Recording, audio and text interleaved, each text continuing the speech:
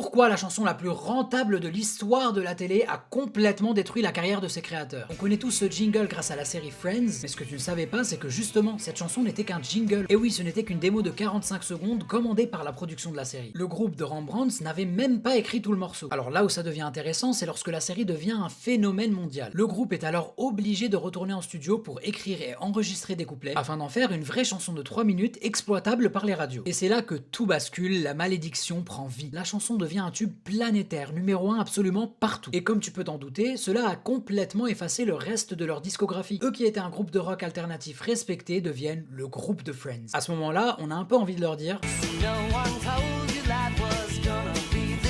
le public ne venait plus à leur concert que pour écouter cette chanson. Et c'est là que ça tourne au drame, tout ça, ça a créé des tensions énormes au sein du groupe, qui a fini par exploser et se séparer à cause de ce succès extrêmement dur à porter. Alors posez-vous la question, la prochaine fois que vous entendez